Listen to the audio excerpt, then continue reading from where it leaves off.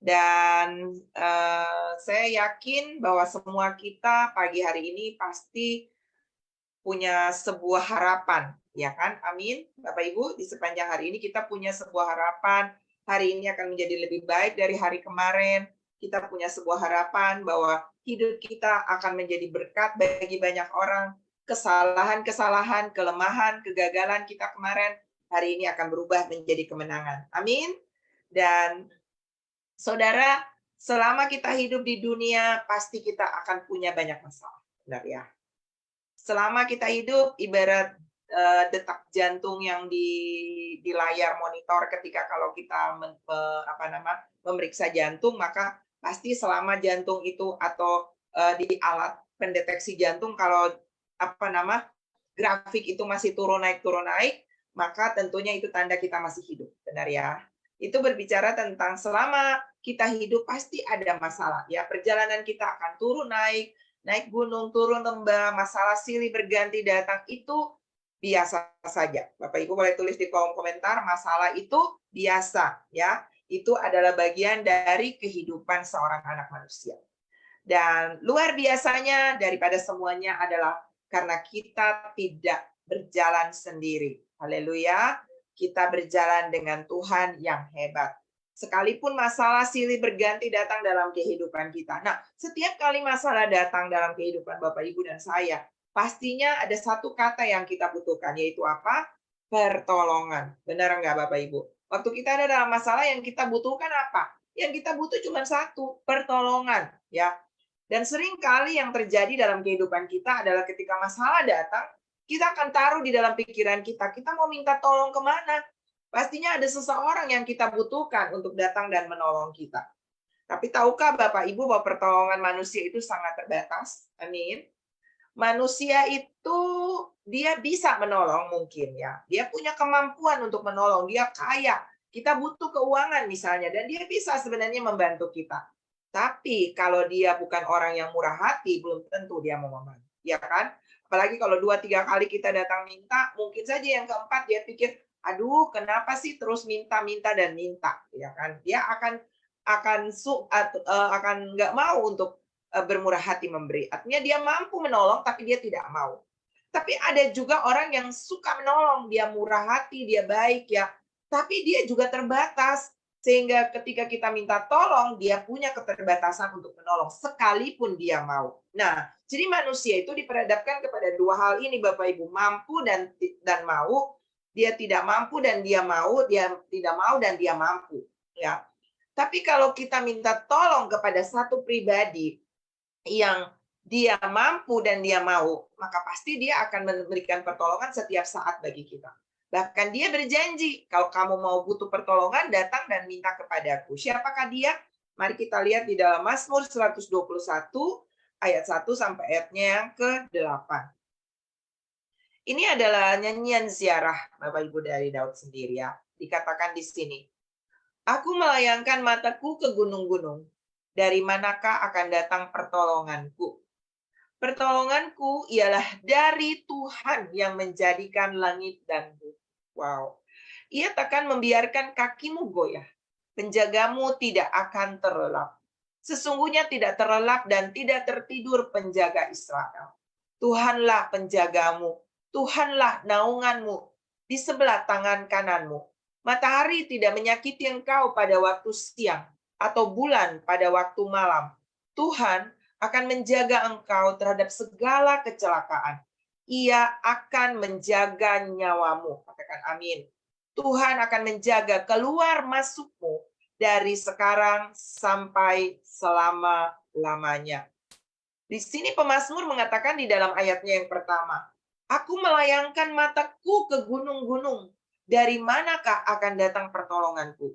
Gunung adalah tempat yang tinggi, tempat yang di mana mata kita mudah melihat ke sana.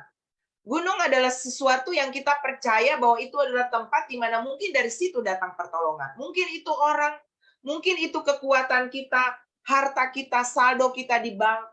Mungkin itu adalah tenaga kita, talenta kita, yang selama ini kita harapkan, kita andalkan, mampu menolong kita. Atau orang-orang yang selama ini ada di sekeliling kita, orang-orang yang kita sebut orang kuat, yang punya kemampuan untuk menolong kita. Nah, mungkin saja kita sering kali memandang ke arah mereka. Fokus. Mata berbicara tentang fokus. Ketika kita fokus kepada seseorang, kepada suatu tempat, kepada kekuatan kita, dan akhirnya yang terjadi adalah keterbatasan daripada apa yang kita fokus itu bisa menolong kita, maka yang terjadi kita adalah kita kecewa. Nah, kita putus asa, kita hilang harapan, kita bimbang, kita takut, kita galau, kita stres, kita depresi, kita sakit, dan bahkan bisa berujung kepada kematian. Tetapi pagi ini Bapak Ibu, mari kita belajar dari apa yang ditulis oleh pemazmur di sini. Bahwa ketika semua yang kita fokus kepadanya itu mengecewakan. Sekalipun pohon ara mengecewakan. Sekalipun kambing dan domba terhalau dari kurungan. Ya kan? Sekalipun apa yang kita harapkan, tapi sepertinya nggak ada jalan dari sana. Maka mari kita kembali kepada ide originalnya kita. Bahwa ketika masalah datang dan ketika semua cara, semua jalan tertutup, maka pandanglah kepada satu pribadi. Di sini dikatakan di dalam ayatnya yang kedua. Pertolonganku ialah dari Tuhan yang menjadikan langit dan bumi. Amin, Bapak Ibu. Haleluya. Jadi ketika kiri kanan tembok, ketika muka belakang tembok, ketika nggak ada jalan, ketika dokter bilang nggak mungkin tersembuhkan, ketika saldomu di bank sudah tidak ada, ketika semua usahamu bangkrut, ketika sepertinya no jawaban, tidak ada lagi jawaban, maka saudara ada satu jalan yang Tuhan katakan di sini, dari Tuhan. Haleluya. Tuhan yang mana? Dikatakan Tuhan yang menjadikan langit dan bumi. Wow. Langit dan bumi diciptakan dari yang tidak ada menjadi ada. Dari yang tidak teratur menjadi teratur. Alkitab berkata pada waktu awal di dalam Kejadian pasal yang pertama dikatakan pada mulanya langit belum berbentuk dan kosong. Tidak ada apa-apa. Apa yang Bapak Ibu dan Saudara lihat hari ini, tanaman, tumbuhan, hewan, bahkan manusia yang ada di dalamnya, semua isi alam semesta, ini diciptakan dari tidak ada. Dan saudara tahu bagaimana cara menciptakannya? Cuma dengan satu kata, Tuhan berfirman. Dengan dua kata ya, Tuhan berfirman. Jadilah, maka semuanya jadi. Wow. Jadi Bapak Ibu, Tuhan menciptakan semua yang ada, termasuk saudara dan saya. Berarti kalau saudara dan saya sedang ada dalam masalah, apa sih yang nggak bisa Tuhan selesaikan buat kita? Amin. Amin. Kalau langit dan bumi, matahari, bulan, bima sakti, tanaman, tumbuhan hanya ketika Tuhan dan tanaman jadi. Maka 1000 juta miliaran spesies muncul. Bahkan sampai hari ini, para ilmuwan belum bisa menemukan semuanya. Bayangkan Bapak Ibu. Ketika Tuhan katakan tumbuh-tumbuhan, tanaman, hewan, ikan, berkeriapan, burung di udara jadi. Semuanya terjadi. Wow. Berarti kuasa firman Tuhan itu sangat powerful. Haleluya. Kuasa firman Tuhan itu menciptakan yang tidak ada menjadi ada. Apalagi yang sudah ada pada kita. Mungkin tubuh kita yang sedang mengalami masalah jantung, ginjal, paru-paru, hati, pankreas, mata, tenggorokan, apapun itu Bapak Ibu yang sedang mengalami gangguan. Datanglah kepada firman Tuhan, ucapkanlah firman Tuhan. Pertolongan Tuhan itu datang ketika kita mendeklarasikan firman Tuhan. Ketika bisnismu tidak menentu, ada sedang dalam masalah, ucapkan keteraturan bahwa Tuhan menciptakan yang tidak ada menjadi ada, apalagi yang sudah ada. Tuhan, aku katakan dalam nama Yesus, pemulihan di dalam usahaku. Aku katakan di dalam nama Yesus, pemulihan di dalam keluargaku, keluarga, suami-suami yang mungkin belum tahu jalan pulang, yang lagi bingung dengan segala masalah, sehingga akhirnya mereka mengambil jalan-jalan yang lebih salah di sana. Ketika anak-anakmu mungkin sedang terlibat di dalam pergaulan buruk, narkoba, atau situasi-situasi yang tidak menyenangkan, mari katakan firman Tuhan. Amin. Pertolongan datang daripada Tuhan melalui firman-Nya. Haleluya. Yang menjadikan segala sesuatu ini. Dan tahukah Bapak Ibu, firman itu Alkitab berkata dekat di mana? Di mulut kita. Tinggal diucapkan, tinggal dideklarasikan. Haleluya. Saudara lihat setiap kali ada orang sakit dan Pastor Luther mendoakan atau anak-anak Tuhan atau para pendoa mendoakan, maka apa yang diucapkan? Firman.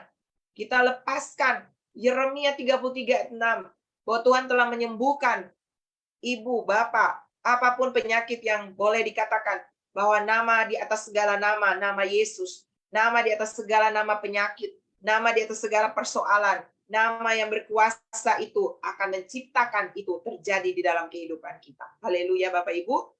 Jadi pertolongan kita dari Tuhan yang menjadikan langit dan bumi hanya dengan firman-Nya. Dan Bapak Ibu, kabar gembiranya Yesus yang saudara dan saya sembah ada di dalam kita. Haleluya.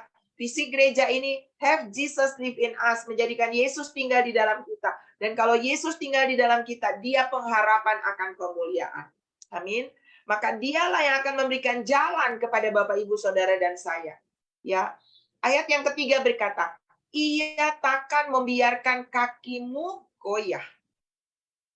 Masalah kadang membuat kaki kita goyah. Persoalan membuat kaki kita goyah. Kenapa? Karena kita fokus kepada masalah. Karena kita lihat apa yang di mata kita jasmani bisa melihat. Tapi kekristenan berbicara tentang bukan apa yang kita lihat, tapi apa yang kita percaya. Amin. Ketika kita hidup dengan apa yang kita yakini, yaitu firman Tuhan. Firman Tuhan dikatakan, ia takkan membiarkan kakimu goyah. Penjagamu tidak akan terlelap. Ketika satu waktu saya mengalami sakit yang nggak bisa tidur malam, Bapak Ibu. Dan saat itu ternyata itu menurut dokter itu namanya depresi terselubung, ya. Ya, dengan masalah karena saya fokus, saya orang yang lebih suka sesuatu yang bisa kelihatan dengan mata. Dan Tuhan latih saya melalui masalah-masalah yang terjadi untuk saya tidak fokus kepada masalah. Dan saya nggak bisa tidur malam, Bapak Ibu. Karena apa? Saya kena penyakit yang namanya vertigo. Lalu saya cari tahu apa penyebab daripada vertigo. Dan ternyata itu karena overloading. Otak kita itu bekerja melewati batas. Ya. Ketika tidur pun otak nggak tidur. Terus berpikir dan terus berpikir. Lalu satu malam saya nggak bisa tidur dan saya bilang, saya selalu mengganggu suami saya ya. Ayo doakan saya, ayo temenin saya. Dan dia selalu bilang begini, sayang, malam itu diciptakan untuk tidur. Jadi kamu harus tidur. Kadang-kadang saya berpikir kayak nggak berperasaan banget. Harusnya dia temenin saya. Tapi mungkin saja dia tuh memang nggak tidur ya. Dia balik muka, dia pura-pura mungkin ya tidur ya sambil mungkin dengar. Dengar nggak? Benar nggak ya sayangnya? Dan yang terjadi adalah dia membiarkan saya supaya saya tidak fokus kepada dia, mengharapkan dia yang mendoakan saya. Dan seringkali terjadi dalam hidup saya adalah ketika saya mengalami situasi-situasi ketika saya sakit atau apa, saya selalu bilang, doakan saya. Saya selalu mengharapkan didoakan dan didoakan. Tapi Tuhan melatih saya, justru ketika saya mengalami situasi buruk, ketika mama saya sakit dan harus masuk rumah sakit, ketika saya sakit dan harus masuk rumah sakit, seringkali suami saya itu ada di luar kota. Dan ternyata Tuhan sedang mengajarkan saya untuk tidak fokus kepada suami saya, tidak fokus kepada orang lain. Bapak Ibu juga mungkin sedang mengalami situasi yang sama. Ketika saudara mengharapkan seseorang untuk membantumu dan menolongmu, sebenarnya ketika dia tidak menolong kita, maka Tuhan sedang meluputkan kita dari Yeremia 17 ayat 5. Kita berkata, terkutuklah orang yang mengandalkan manusia. Ketika sedikit-sedikit kita berpikir tentang seseorang yang bisa menolong, ketika sedikit-sedikit kita berpikir tentang uang yang bisa menolong, ketika keadaan yang bisa menolong, talenta yang bisa menolong, kita ada di ranah terkutuk. Dan ketika Tuhan mengizinkan semua yang kita andalkan sepertinya tidak bisa diandalkan, itu good. Karena Tuhan sedang menarik fokus kita untuk bukan melihat kepada orang, masalah, apapun yang bisa kita andalkan, tetapi kepada Tuhan. Haleluya. Dan Yeremia 17 ayat yang ke-7 berkata, diberkatilah orang yang mengandalkan Tuhan. So ketika Tuhan mau menarik fokus kita kepada dia, maka Tuhan sedang bilang, aku mau memberkati kamu. Aku mau melepaskan kamu dari kutuk yang membuat kamu terkungkung di dalam pengandalan kepada manusia. Karena aku mau memberkati kamu. Jadi kalau hari ini, ketika apa yang saudara fokus mengecewakanmu, bersyukurlah. Berterima kasihlah kepada Tuhan, karena ini adalah sebuah pengarahan, sebuah arah baru yang Tuhan mau saudara balik ke sana, yaitu fokus kepada Tuhan. Karena Bapak Ibu, kalau tadi saya cerita, kalau malam saya tidur dan suami saya bilang, tidur dong sayang, malam diciptakan untuk tidur. Dan sepertinya saya pikir kok dia nggak temenin saya. Lalu Tuhan bilang begini, aku penjagamu yang tidak pernah terlelap dan tidak pernah tertidur. Dan saudara, setiap malam-malam yang tidak menyenangkan ketika saya tidak bisa tidur, justru itulah kesempatan saya bangun. Satu waktu saya bangun, Bapak Ibu, dan saya duduk, lalu saya bilang begini, saya nggak fokus lagi kepada kenapa saya nggak bisa tidur. Saya nggak mau tergantung dengan obat tidur, dan biarkan aja kalau saya memang nggak bisa tidur. Tapi satu malam saya bangun dan saya bilang begini, tiba-tiba Tuhan kasih saya fokus dari Dia. Ketika kita ada fokus kepada Tuhan, dan kita berdiri bersama dengan Tuhan, kita bisa melihat dari sisinya Tuhan. Lalu saya bisa melihat bahwa saya ada di kancah peperangan. Saya sedang melihat bahwa saya sedang mengenakan senjata perlengkapan perangnya Tuhan. Dan saya berkata kepada setan begini, kalau malam ini engkau mengizinkan saya tidak bisa tidur, engkau salah besar karena engkau sedang membuat saya untuk berperang melawan. Lalu saya ambil gitar, Bapak Ibu, saya menyembah Tuhan. Saya bahasa roh, saya lupa itu sekitar jam 2 atau jam 3 malam. Saya berbahasa roh, saya menyembah Tuhan. Oh, saya bermasmur bagi Tuhan, bermasmur. Tiba-tiba Tuhan suruh saya tulis. Tulis nama kamu. Saya tulis nama saya, Leni Dias. Lalu tiba-tiba saya dapat kalimat-kalimat untuk mengisi inisial nama saya itu. Lalu saya ambil gitar, saya ikutin tapi dengan lagu. Saya bukan orang yang pintar mencipta lagu, Bapak Ibu.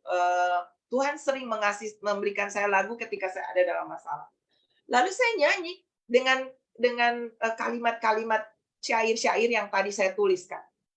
Saya tulis dan saya nyanyi. Langkah kehidupan anak manusia. Itu L kan. Esok terkadang penuh tanya. Namun N ya. Namun tak perlu kau ragu kuat. Nantikanlah sang surya yang selalu pasti dan setia sinari langkahmu. Kemudian Diasnya. Dia tak pernah terlambat untuk menolong. Itulah janji setia sang pencintamu, aman dan bahagia selalu besertamu, sebab dia tak pernah jauh darimu. Saya ulang lagu itu lagi, dan syair itu tetap sama, dan saya tahu ini sebuah lagu baru yang Tuhan kasih kepada saya. Beberapa kali saya nyanyikan lagu itu, dan ketika saya bisa mengingatnya, saya merekamnya, saya ngantuk malam itu, Bapak Ibu. Saya mulai merasa ngantuk. Dan saya pergi taruh kepala dan saya tertidur. Sejak hari itu sudah sekitar mungkin 7 atau 8 tahun ya, 9 tahun yang lalu. Dan sampai hari ini Bapak Ibu, saya tidur dengan nyenyak. Saya tidak lagi tergantung obat tidur. Setiap malam kalau saya mau tidur, tinggal saya taruh kepala di bantal dan saya tidur. Fokus kepada Tuhan membuat saya menang. Kalau saya fokus kepada, aduh, bagaimana ya nggak bisa tidur? Aduh, masalah nggak teratasi. Aduh, saya harus minum obat tidur. Aduh, saya ini harus begini dan begitu dan begini dan begitu. Maka mungkin sampai hari ini saya masih belum bisa tidur malam. Tapi saya menang karena Tuhan melatih saya untuk tidak fokus kepada suami saya, tidak kecewa ketika dia tidak menemani saya malam tidur. Seandainya dia masih menemani saya, mungkin saya malah masih manja dan saya belum bisa melawan, berperang.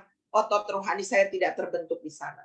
Bapak Ibu, ketika apa yang kita fokus mengecewakan, bersyukurlah. Karena Tuhan mau memberikan berkat dan kemenangan kepada kita. Haleluya. Dikatakan Tuhanlah penjagamu. Tuhanlah naunganmu di sebelah tangan kananmu. Tuhan yang menjaga saudara, Tuhan yang menaungi saudara, kita aman bersama dengan Tuhan. Matahari tidak menyakiti engkau pada waktu siang, atau bulan pada waktu malam. Artinya, hal-hal natural yang terjadi di sekeliling kita, krisis ekonomi, pandemik mungkin, masalah-masalah global yang sedang terjadi hari-hari ini, keadaan matahari, gempa, masalah-masalah, pencobaan-pencobaan yang datang dalam kehidupan kita, yang menurut manusia itu sesuatu yang sulit bisa terselesaikan. Tetapi Alkitab berkata, Tuhanlah yang akan melindungi dan menjaga saudara di waktu siang ataupun di waktu malam. Bahkan Tuhan berkata, Tuhan akan menjaga engkau terhadap segala kecelakaan. Ia akan menjaga nyawamu. Nyawamu di sini bukan cuma berbicara tentang hidup kita di dunia. Karena semua kita ini pasti akan berakhir kan Bapak Ibu. Kita nggak akan selamanya akan hidup di dunia. Amin. Kita akan pergi kepada Tuhan. Tapi nyawa di sini berbicara tentang nyawa untuk sampai kepada kekekalan. Artinya jiwa kita, keselamatan jiwa kita akan aman bersama dengan Tuhan. Kapanpun, ketika harinya kita kembali ke rumah Bapa. Jangan takut dengan kematian, bahkan maut pun tidak akan dapat memisahkan kita dari kasih Tuhan. Amin Bapak Ibu. Alkitab berkata penindasan, kesesakan, bahaya, maut pun tidak akan dapat melepaskan kita dari kasih Tuhan. Mama saya sekarang umurnya 94 tahun. Tuhan membawa dia melewati masa-masa yang sulit dalam hidupnya. Dia pernah stroke total, dia pernah ginjal, harus cuci darah tapi dia sembuh. Dia pernah jantung koroner tapi sembuh. Dia pernah prolaps tapi sembuh. Dia pernah patah tulang tapi sembuh. Tapi hari ini dia sudah berusia 94 tahun. Dan saudara tahu apa yang dia kerjakan? Setiap hari dia cuma berdoa dan apa yang dia minta, Tuhan aku mau pulang. Tuhan aku mau pulang. Saudara, kita ini sedang menunggu pulang. Ya kan? Kematian itu bukan sesuatu yang menakutkan. Dan Tuhan berkata, Dia akan menjaga sampai nyawa kita. Jadi, kalaupun hidup di dunia berakhir, kita aman bersama dengan Tuhan. Kita ada bersama dengan Tuhan Yesus. Amin. Kemarin, beberapa hari ini kami dikejutkan oleh beberapa keluarga, teman-teman dekat kami, seorang hamba Tuhan yang kemarin, Bapak Ibu, dia selesai menyampaikan firman Tuhan dan dia dipanggil pulang oleh Tuhan. Ya, usianya masih sangat muda. Tetapi dia sudah menyelesaikan pertandingan. Yang saya percaya adalah bahwa Tuhan sudah menyediakan mahkota baginya. Bapak, Ibu, Saudara, dan saya sama. Satu waktu nanti, dengan cara berbeda-beda. Ada orang meninggal dengan cara kecelakaan, mungkin di udara, di laut, ataupun mungkin di jalanan. Bukan caranya yang menentukan. Tuhan Yesus kalau mau dilihat matinya itu sepertinya sadis ya Bapak Ibu. Dianiaya dengan sangat luar biasa. Disalib seperti orang terkutuk. Tapi bukan masalah cara matinya. Tapi bagaimana cara hidupnya. Haleluya. Ketika cara hidup kita keren. Hidup dalam kebenaran. Hidup dalam iman. Di dalam takut akan Tuhan. Berinvestasi kepada kekekalan. Maka Tuhan akan datang menjemput kita sendiri.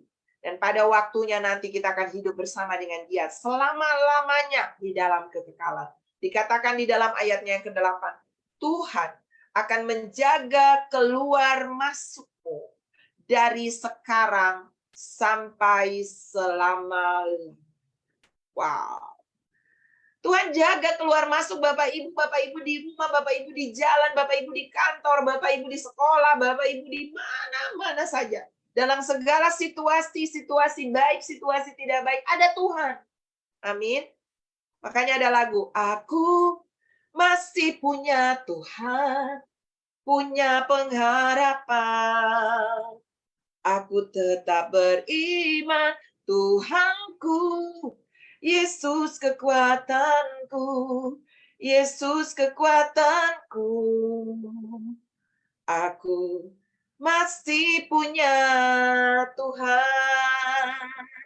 Kalau saudara berkata seperti itu, saudara nyanyikan lagu seperti itu. Masalah datang, masalah yang stres hadapi saudara. Amin. Mari kita buat iblis yang depresi dengan kita. Artinya kita bilang, nggak peduli apapun keadaan saya. Sekalipun situasi belum berubah, sakit belum tersembuhkan. Aku masih punya Tuhan. Bersama dengan Tuhan, aku akan melakukan perbuatan-perbuatan yang besar. Alkitab berkata, pencobaan-pencobaan yang kamu hadapi itu pencobaan-pencobaan biasa yang tidak melampaui kekuatan manusia. Ketika kekuatan manusia berakhir, itulah saatnya iman berbicara. Haleluya. Amin Bapak Ibu. Jadi mari hiduplah bukan apa yang kita lihat, tapi apa yang kita percaya, apa yang kita imani. Bahwa firman Tuhan itu ya dan amin.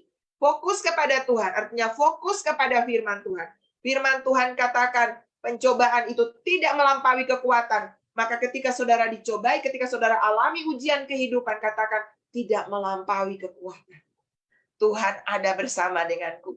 Aku pasti ditolong Tuhan. Amin Bapak Ibu. Ketika saudara sakit, rilis Yeremia 33:6. Tuhan sudah menyembuhkan aku. Tuhan sudah memberikan kesejahteraan, keamanan yang berlimpah-limpah. Suami belum kembali, katakan waktunya Tuhan pasti bawa suamiku kembali. Suamiku akan dipersatukan di dalam keluargaku. Anak-anak belum sungguh-sungguh dengan Tuhan. Tuhan ciptakan anak-anakku, satu orang diselamatkan, seisi kaum diselamatkan. Aku mau berdiri untuk keluargaku, untuk suami, untuk anakku. Aku akan tetap ada di sini. Aku akan tetap fokus kepada Tuhan dan janji-janjinya. Yes and amen. Maka itu pasti datang. Usahaku belum berhasil. Tuhan berjanji, Allahku akan mencukupi kebutuhanku menurut kekayaan dan kemuliaannya. Wow, kekayaan Tuhan itu unlimited, Bapak Ibu, tidak terbatas. Dan Tuhan berkata, Tuhan akan menyediakan kelimpahan kepada gerejanya, kepada orang benar. Dan itu pasti datang dalam kehidupan saya. Katakan saja Bapak Ibu, keadaan belum berubah. Fokus, fokus, fokus hanya kepada Tuhan. Dan ketika iblis datang menggodamu, mencobaimu, membuatmu ingin membenci orang yang mungkin menyakiti engkau, ingat, fokus kepada firman Tuhan. Ampunilah, berkatilah orang yang menganiaya kamu. Itu akan membuat saudara tidak mudah tersakiti. Ya udah, kalau dia mencoba menyakiti saya, keadaan mencoba menyakiti saya, aku punya 1.000.000 ton kasih untuk dilepaskan. Dan kita tidak akan pernah mendendam kepada siapapun. Kita akan mudah mengampuni, kita akan mudah merilis kasih kepada siapapun yang membutuhkan di sekeliling kita. Dan saya akhiri dengan sebuah ilustrasi, Bapak Ibu. Ada sebuah ilustrasi tentang fokus kepada Tuhan. Ada seorang anak kecil yang dia tuh sedang mengamati sebuah peta. Dia anak yang suka belajar, ya. Dan papanya itu sedang mengerjakan tugasnya di komputer. Dan setiap saat anaknya datang, "Papa, ini kota apa?" Papanya bilang, "Oh, itu London." Lalu dia pergi. Nanti dia datang lagi, "Papa, ini apa?" Papanya bilang, "Oh, itu New York." "Papa, ini apa?" "Oh, itu Kalimantan." Akhirnya papanya pikir, "Waduh, ini anakku mengganggu ya. Aku terganggu nih anakku kalau terus begini ya." Karena dia kepo, dia pengen tahu banyak hal. Lalu akhirnya papanya mengambil petanya, papanya menyobeknya beberapa bagian, menjadi beberapa pasal. Lalu papanya bilang, "Nak, ini kerjaan buat kamu. Susun ini ya. Setelah kamu berhasil menyusun ini, maka papa akan main dengan kamu." Dan apa yang terjadi? Anak itu pergi, papanya membayangkan pasti lama dia menyusunnya. Tapi ketika dia pergi, mungkin sekitar 3 menit, dia kembali. Dan ketika dia kembali, sudah selesai. Dia sudah menempel gambar-gambar itu, dan akhirnya menyusunnya lagi, dan ternyata sudah membentuk peta lagi. Papanya bilang, "Bagaimana kamu bisa menyelesaikannya?" Ternyata Bapak Ibu, di balik gambar peta itu ada gambar Tuhan Yesus, ya, yang dia sudah sering lihat dan dia sudah kenali gambar itu. Dan dengan mudah dia bisa menyusun gambar itu. Apa cerita atau apa pengertian atau apa arti di balik ilustrasi yang tadi saya sampaikan? Nah, ketika kita fokus kepada dunia, ya, peta gambaran dunia, ketika kita fokus kepada mimpi kita, harapan kita, kepada masalah kita, kepada orang-orang di sekeliling kita, kita bisa akan kecewa dan akan susah untuk bisa mencapai apa yang menjadi impian kita. Tapi kalau kita seperti anak kecil tadi, membalik gambar itu, fokusnya berbeda. Yang tadinya kepada bumi, tapi kembali fokus kepada Tuhan yang dalam hal ini digambarkan dengan gambarnya Tuhan. Maka ternyata bumi, masalah yang ada di dalamnya, berbicara tentang kondisi-kondisi yang ada, tentang persoalan-persoalan yang ada di dalamnya. Dengan sendirinya itu terselesaikan. Haleluya. Mari lebih fokus kepada Tuhan. mimpi-mimpi Tuhan bagi kita melalui firman-Nya. Janji-janji Tuhan bagi kita melalui firman-Nya. Ketimbang apa yang ada di mata kita. Apa yang bisa kita lihat. Apa yang kita iming-iming atau harapkan. Atau orang, atau keadaan, atau persoalan, atau masalah. Mari Bapak Ibu, arahkan fokusnya kepada Tuhan. Kembali kepada Tuhan, lihat kepada Tuhan, bahwa Tuhanlah yang akan menolong kita. Maka saya percaya pasal-pasal kehidupan kita akan tersusun dengan baik. Karena kita sudah bisa melihat Tuhan. Sehingga kita bisa melihat dari cara pandang Tuhan. Seperti tadi ketika saya sakit. Dan kalau saya mau terus kecewa dengan suami saya mungkin tidak akan mengalami kesembuhan. Ketika Bapak Ibu fokus kepada orang-orang yang mengecewakanmu. Ketika keadaan yang mengecewakanmu. Doa yang belum terjawab. Persoalan yang belum terselesaikan. Saudara pasti kecewa. Bahkan kecewa dengan Tuhan bisa terjadi. Tapi kalau saudara bilang, sekali Yesus tetap Yesus. Apapun yang terjadi, aku tetap beriman. Aku tetap percaya. Aku masih punya Tuhan. Sampai akhir hidupku, aku pasti menerima mahkota kemuliaan. Bahkan ketika hidup di dunia ini berakhir, penyakitku tidak tersembuhkan. Aku ada bersama dengan Tuhan. Haleluya. Saya percaya kemenangan yang besar, Tuhan pasti siapkan bagi kita. Amin Bapak Ibu.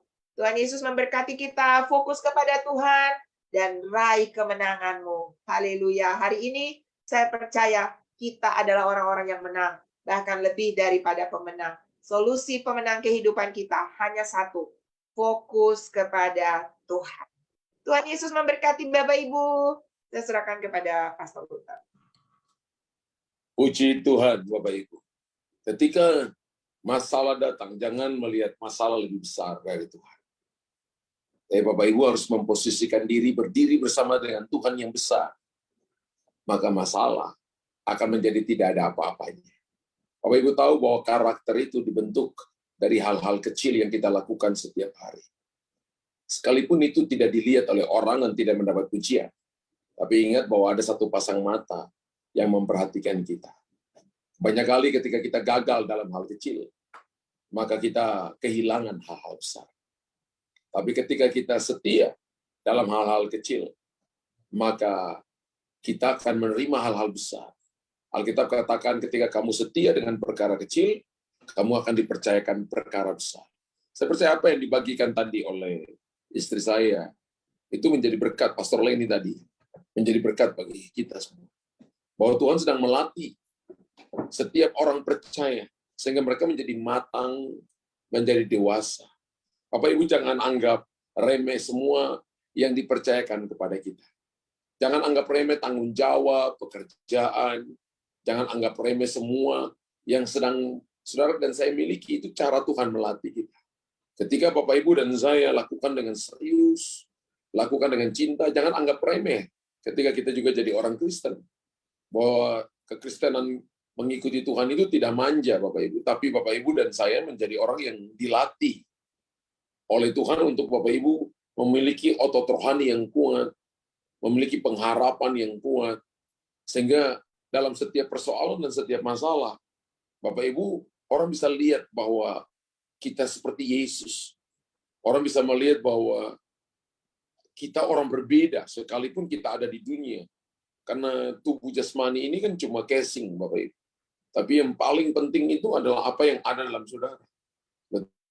Setan mungkin bisa saja diizinkan untuk menyerang tubuh jasmanimu, ya, menyerang pikiranmu.